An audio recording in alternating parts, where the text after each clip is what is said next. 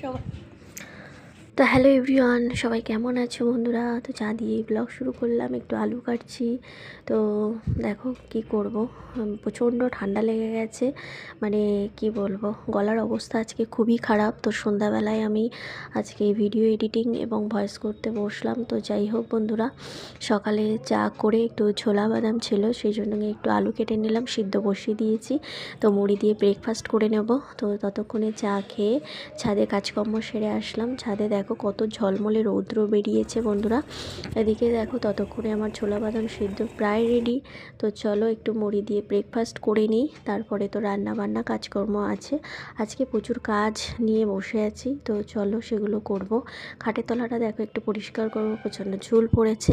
তো দেখো ক্যামেরাটা মানে এত অসুবিধা হচ্ছিলো ঝুলের জন্য, আর মানে খাটের তলার আর বেশি ব্লগিং করতেই পারলাম না। আর এটা আমাদের এখন অপ্রয়োজনীয় জিনিস হয়ে গেছে, ফ্যান যেহেতু কাজে লাগে না এরকম মনে হয়। আর সত্যি কথা বলতে কি বলবো, মানে সবথেকে বড় মানে ব্যাপার হচ্ছে বেডরুমে বেডটা যদি সুন্দরভাবে গোছানো থাকে না, তা সেটা সবথেকে বড় একটা মনের শান্তি লাগে। আর মেয়েদের কাছে তো ঘর গোছানো মানে বিশাল একটা মানে আশা বলতে পারো, বা বেশ ভালো লাগা বলতে পারো। আর রান্নাঘরটা আর ঘরটা গোছানো থাকলে মানে আর কোনো কিছু লাগে না, যেন মনে হয় যে না সত্যি আমি ভালো আছি, মানে এভাবেই গুছিয়ে সুন্দর করে জীবনযাপন করতে ভালো লাগে। তো জানি না কার কেমন লাগে।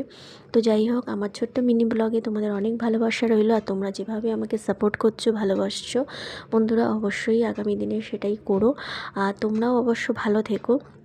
তো দেখো আজকে স্নানটা একটু দেখতে যাব, তো ততক্ষণে আমি কাজকর্ম করতে করতে একটু ভাত বসিয়ে দিয়েছি। তো তারপর দেখো আমি আমার কিন্তু বেডটা রেডি করে নিয়েছি, সমস্ত চেঞ্জ করে সুন্দর করে গুছিয়ে নিয়েছি।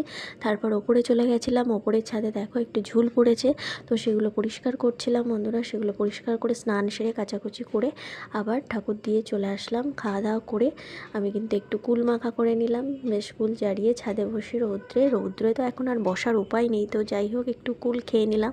কুলগুলো ততটা ভালো ছিল না, যাই হোক টক জিনিস তো খেতেই হবে, তো খেয়ে নিলাম। আর এদিকে দেখো জামা কাপড় শুকিয়ে পুরো চচ্চড়ি হয়ে যাচ্ছে, এত রৌদ্রের তেজ মানে কি বলবো। তো যাই হোক, সবাই ভালো থেকো, সুস্থ থেকো, পজিটিভ থেকো।